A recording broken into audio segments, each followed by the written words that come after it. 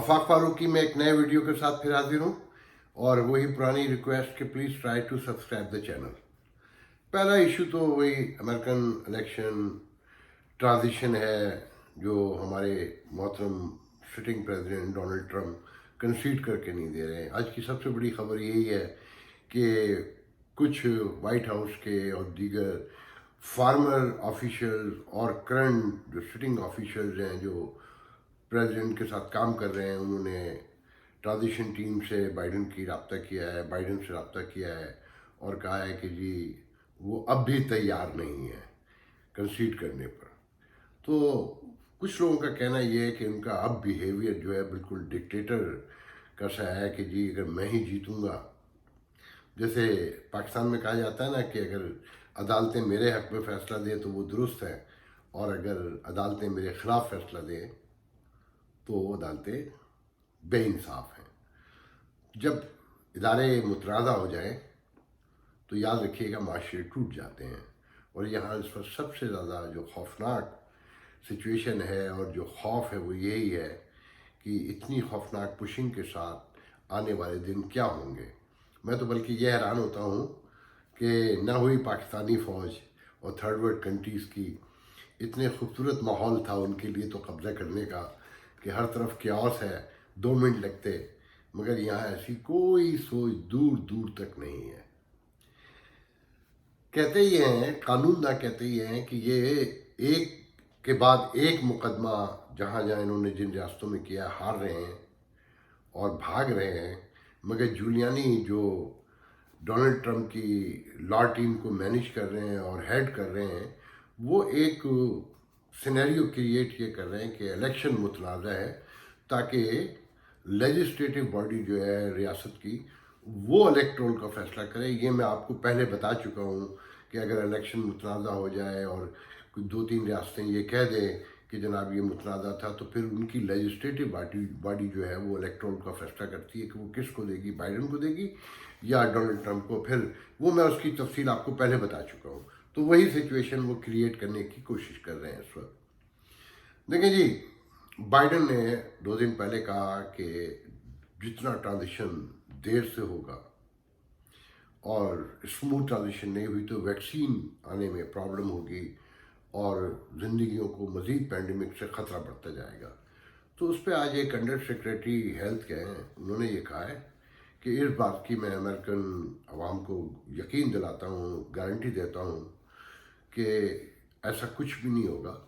End of the year 2020 50 million vaccine जो है market में आ जाएंगी। दोनों वैक्सीन जो आई हैं, एक 90% है जो इफेक्टिव और एक 94.5% है। मतलब हिस्ट्री में इतनी इफेक्टिव वैक्सीन अभी तक सुनी नहीं। 60-70% कहते हैं ज़्यादातर जो होती हैं, तो वो 50 मिलियन के करीब आ जाएंगी। तो ये बड़ी हौसला कुन खबर है क्योंकि यहाँ इतना खौफनाक पैनिक है कि मेरे अपने प्यारों में लोग इस वक्त लेटे हुए हैं इस मर्ज के हाथों। 2,50,000 लोग से ज़्यादा जा चुके, 11.5 मिलियन 12 मिलियन के पास अब तो पहुंचने वाले हैं कि पॉजिटिव केसेस हैं और 2-2 लाख, पौने 2-2 लाख डेली के हिसाब से रोज़ाना आ रहे हैं। कि अभी एक दिन पहले कि मैंने जो नोट किया था, 6 दिन में 1 मिलियन लोग पॉजिटिव हुए थे। लॉकडाउन हो रहे हैं, न्यूयॉर्क में स्कूल बंद, पहले कोशिश कर रहे थे मेयर के बंद ना हो, मगर अब मंडे से ऐलान हो गया कि स्कूल भी बंद हो जाएंगे। मुख्तलिफ शहरों में कर्फ्यूज़ लग रहे हैं, मुख्तलिफ रियासतों में। तो ये यहाँ की सिचुएशन है। अब मैं आता हूँ पाकिस्तान की तरफ, जहाँ आप लोगों ने सुना होगा कि कई वीडियोस आए हैं कि किसी मिलिट्री एकेडमी में जहाँ जर्नलिस्ट भी थे, ISI के चीफ मौजूद जो हैं जनरल फैज़ हमीद साहब, जो इस पूरे निज़ाम के इस वक्त क्रिएटर हैं, बानी हैं और जिनके दिमाग की बदौलत ये सारा खेल, ये क्यास फैला हुआ है इस वक्त। उन्होंने 2 बड़ी अहम बातें की। लोगों ने अपने अपने तौर पे तबसरे किए हैं, मैं अपने तौर पे करना चाहता हूँ। एक तो उन्होंने कहा कि नवाज शरीफ को निकालने में हमारा कोई रोल नहीं था और हमारी कोई उसमें मदाखलत नहीं थी, हमने किसी को ना सजेस्ट किया, ना हमने गुफ्तगू की, और ये सब अपने हुकूमत का और उनके दरमियान था। تو وہ کہنا چاہتے ہیں کہ جو حکومت کے اپنے وزیر کہتے ہیں کہ رپورٹس بدلی گئیں اور شوکت خانم ہاسپٹل کے ایگزیکٹو عدنان جو اب مشیر ہیلتھ بھی ہیں عمران خان کے، انہوں نے بھی نواز شریف سے مل کر یہ کہہ دیا کہ ہاں یہ بہت بیمار ہے. پتہ نہیں کس کو بیوقوف بناتے ہیں، سمجھ میں نہیں آتا. مطلب ایک جہان کو پتہ ہے کہ آپ نے ہی بھگایا، آپ نے ہی نکالا، آپ کو ہی ڈر تھا کہ وہ جیل میں رہے گا تو صورتحال خراب ہوتی جائے گی. اور مجھ سے لوگ بہت پہلے یہ کہہ چکے ہیں کہ پاکستانی سماج، پاکستانی ریاست، پاکستانی نظام اب اتنا مضبوط نہیں رہا کہ وہ نواز شریف جیسے لیڈر کو اندر رکھ سکے. تو اسی مجبوری کے تحت آپ کو نکالنا پڑا تھا اور آپ ہی نے نکالا تھا. آپ تو یہ بھی کہتے ہیں کہ سیاست میں آپ کا کوئی لینا دینا نہیں ہے، کوئی تعلق نہیں ہے، مگر آپ کے ہی حلیف جو حکومتوں میں بیٹھے ہوئے ہیں وہ ٹی وی پہ آ کے کہہ چکے ہیں کہ کیسے بنی تھی اور کس نے بنائی تھی اور کون سپورٹ کر رہا تھا. میں پہلے بھی کہہ چکا ہوں کہ 2 ٹکٹوں کا تو مجھے پتہ ہے کہ انہی جنرل فیض حمید صاحب کی سفارش پہ دیے گئے تھے. اور کراچی میں 14 میں سے 12 الیکشن ریگ کیسے ہوئے تھے مجھے معلوم ہے، باقی ملک کا مجھے نہیں پتہ. میں آپ کو دلچسپ بات بتاتا ہوں. انہوں نے دوسری اہم بات یہ کی کہ گرینڈ ڈائلاگ ہونا چاہیے، جو مریم نواز نے بھی کہا اور حقان عباسی نے کہا کہ جی ڈائلاگ پہ تیار ہے. تو میں اس ڈائلاگ پر گفتگو کرنے سے پہلے آپ کو ایک اہم بات بتانا چاہتا ہوں جو بہت لوگوں کو پتہ ہے پہلے ہی، کہ ذوالفقار علی بھٹو نے اپنی کتاب میں لکھا ہے کہ عطا اللہ مینگل کے بیٹے کو، اختر مینگل کے بڑے بھائی کو، 20-22 سال کا لڑکا تھا شاید، وہ کراچی میں اٹھا لیا گیا، غائب کر دیا گیا اور مار دیا گیا. پتہ چل گیا کس نے اٹھایا تو بھٹو نے پوچھا تو کہا کہ جی وہ فلانا. انہوں نے کہا کہ بھئی کہاں ہے وہ؟ انہوں نے کہا جی وہ پتہ نہیں کہاں ہے. پھر انہوں نے کہا جی وہ تو مر گیا. کہ اچھا یہ لاش کہاں ہے؟ تو کہنے لگے جی لاش بھی اپنی پتہ، وہ کہیں گاڑ دی ٹھٹا کے پاس کہیں جا کے. اب تو انہوں نے کہا بھئی میں کیا جواب دوں؟ انہوں نے کہہ دیں گے یہ افغانستان بھاگ گیا. یہ ہے آپ کا رویہ. اب اس کا جواب کیا آئے گا وہ میں آپ کو بتا دیتا ہوں. مجھے آج سے کوئی 7-8-9 سال پہلے ایک پاکستان کے دانشور نے کہا کہ دیکھیں فوج جو ہوتی ہے نا، اس کا جب نیا آرمی چیف آتا ہے تو اس کی اپنی پالیسی ہوتی ہے اور وہ سب کچھ بدل دیتا ہے. تو انہوں نے ایک مثال دی کہ یوگانڈا کا ایک آرمی چیف پاکستان سے گزر رہا تھا، ٹرانزٹ میں تھا، کراچی اترا کچھ گھنٹوں کے لیے. تو ہمارے ایک میجر جنرل یا لیفٹیننٹ جنرل اسے ریسیو کرنے گئے وہاں پر پروٹوکول دینے. تو انہوں نے باتوں میں کہا کہ آپ کا ایک دوست میرے ساتھ تھا، کاکول اکیڈمی میں پڑھنے آیا تھا، وہ کیسا ہے؟ تو اس نے اوائڈ کیا. پھر اس نے 2-3 دفعہ کہا تو اس نے کہا کہ دیکھیں میں انہیں نہیں جانتا، اب میں ہوں اور جب میں ہوں تو میری فوج ہے، میں پرانی فوج میں کسی کو نہیں جانتا. تو کہنے لگے کہ یہ ہر دفعہ نئے آرمی چیف کے ساتھ نئی فوج ہوتی ہے. تو میں نے ان 7-8 سالوں میں نوٹ کیا جتنے فوجیوں سے بات ہوتی ہے وہ پچھلے گناہوں کے بارے میں کہتے ہیں کہ یہ وہ ہمیں نہیں پتا، وہ تو پچھلا کر گیا، تو اس سے ہمارا کوئی لینا دینا نہیں. تو یہ مائنڈ سیٹ انہوں نے اپنی ایک ریزننگ تراشی ہوئی ہے کہ دیکھیں جی پچھلے نے کیا تھا، ہمارا اس سے کوئی لینا دینا نہیں ہے. ضیاء الحق نے جیسے جہاد کیا تو اسے فساد قرار دے دیا گیا. اب جو فساد ہو رہا ہے اسے لیجیٹیمیٹ کیا جا رہا ہے. جو نیا کوئی آئے گا، جب امریکہ کی، مغرب کی، چائنا کی پالیسیاں بدلیں گی تو یہ ایک نیا اسٹانس پیدا کر لیں گے، ایک نیا موڑ لے لیں گے، ایک نیا جواز پیش کر دیں گے. لیکن گرینڈ ڈائلاگ کس سے ہوگا؟ فوج سے. یہ جو آئین موجود ہے 73 کا، یہ بھی باہمی اتفاق رائے سے بنا تھا نا. اس میں کیا کمی ہے؟ مگر کیا اس پر عمل کیا؟ اس کا حال تو یہ کیا کہ بنانے والے کو اس کے آئین بننے کے چند سال بعد ہی چلتا کر دیا. ایسا ہی ہوا تھا نا پی این اے کی تحریک چلا کر، اس کے پیچھے یہی لوگ تھے نا. تو ان کا ایک مائنڈ سیٹ ہے انہیں کہ سب سے پہلے تو جنرل فیض حمید صاحب آپ یہ تسلیم کریں کہ یہ جو آج کی سچویشن ہے آپ نے پیدا کی ہے، آپ اس کی معافی مانگیں اور وہ کون گارنٹی دے گا کہ آپ یا آپ کے بعد آنے والے لوگ جو آپ کے ادارے میں موجود ہیں، جو کل آئیں گے، وہ یہ حرکت نہیں کریں گے؟ آئین میں تو سب کچھ لکھا ہوا ہے نا، آپ کی سزا بتائی ہوئی ہے کہ جب آپ اوتھ سے غداری کریں گے، اس کی نافرمانی کریں گے تو اس کی سزا کیا ہے۔ گو کہ میں مشرف کے سزا کے خلاف ہوں، اس لیے یہ کہ صرف مشرف اکیلا ذمہ دار نہیں تھا، مشرف کو تو نواز شریف اتار چکے تھے نا، آئینی طور پہ تو وہ آرمی چیف ہی نہیں تھا۔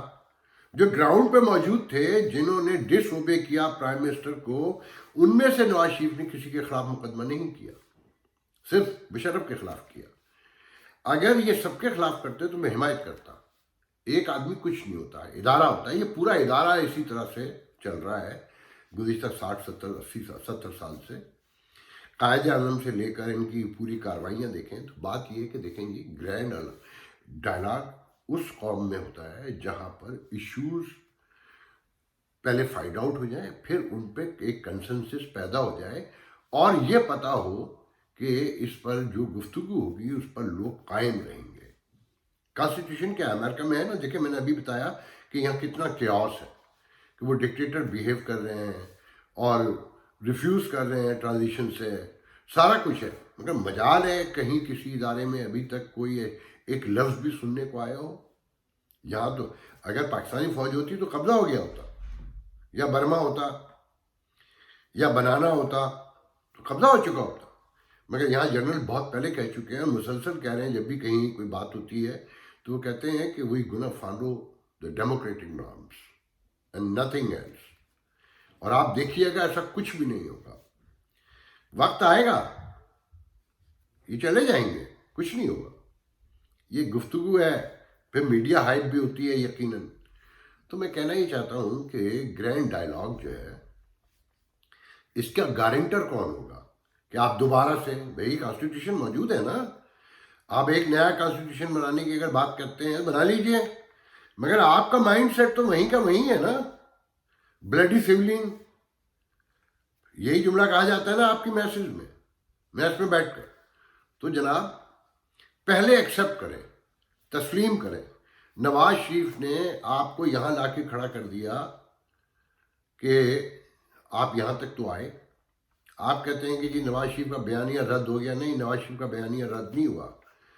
سب کو پتہ ہے میں نواز شریف کو پسند نہیں کرتا، مگر نواز شریف نے آپ کے مخالفین کو، آپ کے حمایتیوں کو، سب کو آپ کا نام لینے پہ مجبور کر دیا ہے، اور بچہ بچہ ملک کا، باہر جہاں بھی پاکستانی رہتے ہیں یا دنیا کا میڈیا یہ گفتگو کر رہے ہیں کہ آپ لوگ روگ بن چکے ہیں، آپ اس ریاست کو نہیں چلنے دے رہے۔ آپ چائنیز بلاک میں جانے کا جیسی آپ نے پلٹی کھائی، آپ نے سارے اداروں پہ قبضہ کر لیا، کیونکہ اگر آپ امریکن بلاک میں جب تک تھے تو آپ میں یہ ہمت نہیں ہوتی تھی کہ ہر ادارے پر آپ قبضہ کر چکے ہیں اور کوئی ادارہ چل کے نہیں دے رہا۔ وہ سنا ہے کہ سی پیک والے غائب ہو گئے، غائب نہیں ہو گئے، میں لوگوں کو بتا دوں کہ وہ جو آرڈیننس تھا جس کے تحت سی پیک اتھارٹی تھی، وہ ختم ہو گیا اس کی مدت، تو جب تک نیا آرڈیننس نہیں آئے گا تو وہ، اب مجھے نہیں پتا کہ وہ آ رہا ہے کہ نہیں آ رہا ہے، چھوٹے بھائی صاحب آئیں گے کہ نہیں آئیں گے، وہ پیزا جان کی کھانے پہ تو میں نہیں جا سکتا۔ بہرحال بات یہ ہے کہ فرق کوئی نہیں پڑتا، آپ نیا ڈائلاگ کر لیجئے، آپ نئے معاہدے کر لیجئے، نیا آئین لکھ لیجئے، مگر جب تک آپ اپنا مائنڈ سیٹ چینج نہیں کریں گے، یقین کریں کوئی تبدیلی نہیں آئے گی۔ آپ کے ہاں یہ طے ہو چکا ہے کہ سویلین بلیڈی ہوتے ہیں، جب تک سویلین بلیڈی ہیں تو یہ کیسے چل سکتا ہے معاملہ؟ یہ ایک ہی شکل میں ہوگا کہ آپ کے ادارے میں یہ طے ہو پہلے کہ اگر کوئی اوتھ توڑے گا تو ادارہ اسے اوبے نہیں کرے گا، اس کے ساتھ نہیں جائے گا۔ ہر فوجی نے اوتھ لیا ہے نا، قائد اعظم کہہ کر گئے ہیں نا کہ اگر آپ کا افسر آئین سے ہٹ کر بات کرتا ہے تو آپ اسے تسلیم نہ کریں، مگر آپ کے ہاں اس ڈس اوبے کو ڈسپلن کہا جاتا ہے۔ جب ڈس اوبے کو ڈسپلن کہا جائے تو بات ختم ہو گئی۔ یہ معاملہ ایسے نہیں چلے گا، پہلے ایکسیپٹ کرنا پڑے گا کہ ہاں غلطیاں ہوئی ہیں، ادارے سے غلطیاں ہوئی ہیں، افراد سے نہیں، افراد کی تو کوئی حیثیت ہی نہیں ہے ادارے کے سامنے۔ دوسرے یہ کہ یہ آپ نے ہر ادارے میں اپنے لوگ بٹھا دیے، اور جہاں پر آپ نہیں وہاں ٹاؤٹ بٹھا دیے ہیں۔ مثال کے طور پہ میں نے آج ہی ایک ویڈیو دیکھا، آخری بات کر رہا ہوں میں، کہ آزاد کشمیر کے جو صدر آزاد کشمیر ہیں، وہ امریکہ میں اقوام متحدہ میں مستقل مندوب بھی رہے ہیں، ایمبیسڈر بھی رہے ہیں۔ میرے ذہن میں اس وقت ان کا نام اچانک نہیں آ رہا، میں اکثر بھول جاتا ہوں۔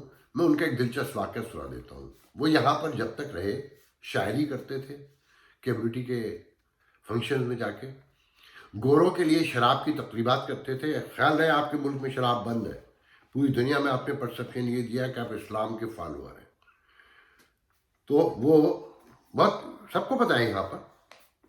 میں نے ان کے بارے میں ایک بار ایک خبر چھاپی، اسی کچھ حوالے سے، مجھے بہت ڈیٹیل یاد نہیں ہے، میں کینیڈا میں تھا، مجھے آج تک یاد ہے۔ تو رات کے 11 بجے انہوں نے مجھے پاگلوں کی طرف فون کیا۔ میں بات کر رہا ہوں صدر آزاد کشمیر جو موجود ہے اس وقت، اور رونے جیسے کہ آپ نے میرا کیریئر خراب کر دیا، آپ نے میری فائل خراب کر دی، آپ مجھ سے بات تو کر لیتے۔ میں نے بڑی مشکل سے ٹالا۔ کوئی 6-8 ماہ کے بعد پھر ایک خبر چھپ گئی میرے اخبار میں، کالوں پہ کالیں، ان کی حالت خراب۔ بھائی آپ اچھے آدمی ہیں، اگر آپ نے کوئی غلطی نہیں کی ہے تو ایسا کیا خوف ہے؟ تو اس طرح کے کمزور لوگ لاتے ہیں۔ پھر یہ ہوا کہ میں نے ان کا فون اٹھانا بند کر دیا، تو انہوں نے شام کو اپنا پریس منسٹر میرے گھر بھیج دیا۔ میں حیران پریشان۔ اس دن میرے گھر میں اتفاق سے میرے دوست انوائٹڈ تھے، تو وہ سب میرے دوست حیران کہ آفاق کے تعلقات سرکاری افسروں سے، سب کو پتا ہے کہ میں ان سے بھاگتا ہوں، تو وہ سب حیران کر لیں نہیں تم پہلے بھی ملتے رہے ہوگے، تمہارے گھر آیا ہے۔ اب میں یہ بھی نہیں کہہ سکتا کہ کیوں آیا ہے، کس لیے آیا ہے، ایک لاج رکھنی ہوتی ہے۔ تو ان صدر صاحب سے آج انگلینڈ میں ایک ویڈیو آیا ہے کہ کوئی پوچھ رہا ہے کہ کہہ رہا ہے کہ آپ اپنے نام کے ساتھ صدر ضرور لگا لیں، صدر کشمیر، مگر صدر آزاد کشمیر نہ لگائیں، کہ کشمیر میں کوئی آزادی نہیں ہے۔ تو آپ نے تو ہر طرف اسٹوج بٹھائے ہوئے ہیں، لوگ گریبان پکڑنے تک پہ تو اتر آئے ہیں تقریباً۔ اب اس سے زیادہ آپ اور کیا چاہتے ہیں؟ اور دیکھیں، یہ آپ کو معلوم ہے کہ نغمے گانے سے کشمیر آزاد نہیں ہوگا، اور کشمیر آزاد اب ہوگا بھی نہیں، آپ کو بھی یہ پتہ ہے۔ آپ کے لوگ اب یہ کہتے ہیں کہ معیشت جب تک بحال نہیں ہوگی، بڑی نہیں ہوگی، آپ بھارت سے مقابلہ نہیں کر سکتے۔ یہ آپ کے لوگ، اور آپ لوگ ایکسیپٹ کرتے ہیں، تو پبلک کو بھی بتا دیں نا، یہ تسلیم کرنا شروع کریں۔ ناک بڑی کرنے سے، انا بڑی کرنے سے مسائل جو سامنے ہوتے ہیں وہ ختم نہیں ہو جاتے۔ اگر آپ ان معاملات کو پبلک میں رکھیں گے، یقین کریں لوگ ساتھ دیں گے۔ وہ لنگڑا مولوی آپ کے لیے عذاب بنا نا، آپ نے جھوٹا معاہدہ کیا نا پھر اس سے، کہ 3 مہینے میں پارلیمنٹ سے اجازت لے کر فرانسیسی سفیر کو نکال دیں گے، اس طرح کے جو آپ نے باتیں کی ہیں، آپ کو پتہ ہے نا جھوٹ بولا ہے۔ اگر پہلے دھرنے میں اس کے لوگوں کو آپ پیسہ نہ بانٹتے، نواز شریف کے خلاف استعمال نہ کرتے، تو یہاں تک تو بات نہ پہنچتی نا۔ کہ وہ لوگ اب کہنے لگے ہیں کہ 2 ٹوپیاں پاکستان میں مسئلہ بن گئی ہے، ایک آپ کی ٹوپی اور ایک ملا کی ٹوپی، کیونکہ یہ ان ہولی الائنس اس سماج کو کھا گیا ہے۔ آپ کہتے ہیں دہشت گردی ختم کر دی، کیوں جھوٹ بولتے ہیں؟ اگر دہشت گردی ختم کر دی ہے تو پی ایس ایل کراچی میں وداؤٹ پبلک ہوا ہے نا، اسٹیڈیم میں کوئی بھی نہیں تھا نا، صرف کھلاڑی تھے۔ آپ نے آدھا شہر بند کر دیا، کس خوف سے؟ دہشت گردی کے نا۔ چھوٹا سا جلوس نکلے آپ موبائل بند کر دیتے ہیں۔ لوگوں کو سچ بتائیں، لوگوں کو بتائیں کہ دہشت گردی آپ نے ختم نہیں کی، گھر گھر پہنچا دی۔ لوگوں کی سوچ بدل گئی آپ کے اس انہولی الائنس کی وجہ سے۔ اس کشمیر پر آپ نے جہاد کے نام پر، افغانستان کے نام پر، گھر گھر میں آپ کی پالیسیاں تھیں، یہ عام آدمی کی پالیسیاں تو نہیں تھی نا۔ گھر گھر کی سوچ بدل گئی۔ قومیں ایٹم بم بناتی ہیں اپنی حفاظت کے لیے۔ یہ واحد قوم ہے جو ایٹم بم کی حفاظت پہ لگی ہوئی ہے۔ ایٹم بم ہماری کوئی حفاظت نہیں کر رہا۔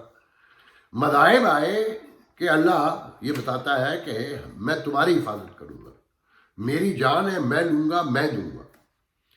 مگر پاکستان کے مسلمان واحد دنیا کے مسلمان ہیں کہ اللہ کی حفاظت پہ لگے ہوئے ہیں۔ اس کے رسول کے بارے میں واضح ہدایت ہے، حکم ہے کہ اس کی حرمت کی حفاظت میں کروں گا، مگر یہ اس کی حرمت کی حفاظت پہ لگے ہوئے ہیں۔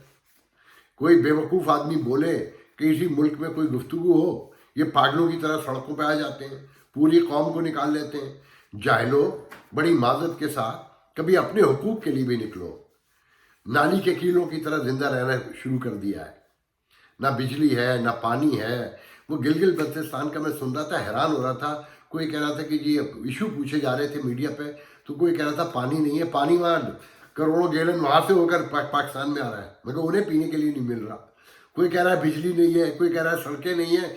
ساری گفتگو کو جب ایلیبریٹ کریں تو پتہ چلتا ہے وہ کچھ ہے ہی نہیں، مگر نعرہ ہے پاکستان زندہ باد۔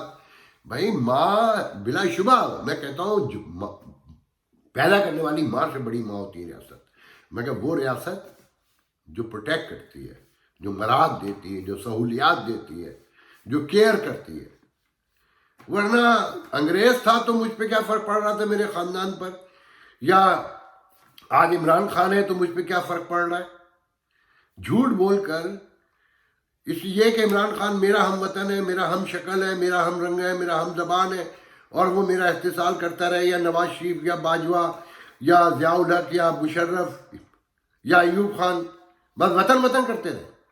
خدا کے لیے میں پاکستانی عوام سے ترلے ڈال کر کہوں گا کہ پلیز سمجھیں، میں اس ملک میں رہتا ہوں، میں اس کی ملک کی سلامتی کی دعائیں اٹھتے بیٹھتے موجود حالات کی اس لیے مانگتا ہوں کہ میں نے بہت آرام سے زندگی گزاری ہے۔ سویئر ٹو گاڈ مجھے کبھی کسی نے نہیں روکا۔ میرے ساتھ حال ہی میں جو واقعہ ہوا ہے، ایک کنزرویٹو سوسائٹی میں رہ رہا ہوں اس وقت میں، ٹیکسز میں، جہاں کے لیے مشہور ہے نا کہ بہت ہی کنزرویٹو ہیں، ریپبلکن ہیں، اور ڈیموکریٹ کو منہ نہیں لگاتے، اور بہت بڑا ووٹ کا نمبر دیا انہوں نے ڈونلڈ ٹرمپ کو۔ میں ان کی حساسیت کا واقعہ انشاءاللہ کل آپ کو سناؤں گا۔ آج کا ویڈیو طویل ہو گیا ہے۔ آخر میں میرا کہنا یہ ہے کہ گرینڈ ڈائلاگ کر لیں، کچھ بھی کر لیں، اگر آپ کی نیت خراب ہے، آپ اپنا مائنڈ سیٹ چینج نہیں کریں گے، کسی ڈائلاگ سے کوئی فرق نہیں پڑے گا۔ آخر میں چلتے ہوئے میں آخری بات یہ کہنا چاہتا ہوں کہ خیال رکھیے گا، اگر موجود سیٹ اپ کو چھیڑا اور اس کی ٹرم کمپلیٹ نہ ہونے دی اور اپوزیشن کے ساتھ مل کے سازش کر کے عمران خان کو نکالا، تو آپ کے ساتھ نواز شریف نے بہت تھوڑا کیا ہے۔ زرداری نے تو کچھ بھی نہیں کیا۔ یہ عمران خان آپ کو ایسا گھسیٹے گا، ایسا گھسیٹے گا، اس کے دماغ کے بارے میں آپ سے بہتر کوئی نہیں جانتا۔ کہنے والے تو کہتے ہیں کہ اس نے اب آپ کی سنت چھوڑ دی ہے، بزدار کو وہ آپ کے کہنے پر ہٹانے کو تیار نہیں آپ کی ہدایت پر۔ تو اس ذہن میں رکھیے گا کہ نواز شریف نے بہت تھوڑا کیا۔ اگر آپ نے خان صاحب کو نکالا، سب کو پتہ ہے میں ان کا مخالف ہوں، وہ یہ حکومت نہیں چلا سکتے اور حالات نظر آ رہے ہیں، مگر انہیں وقت سے پہلے نکالا تو وہ حالات پیدا ہوں گے جو آپ نے کبھی سوچے بھی نہیں تھے۔ آپ کی وہ رسوائی ہوگی کہ دنیا دیکھے گی۔ آج کا ویڈیو میں اس جملے کے ساتھ ختم کرتا ہوں کہ پلیز خان صاحب کو نہ چھیڑیے گا۔ اللہ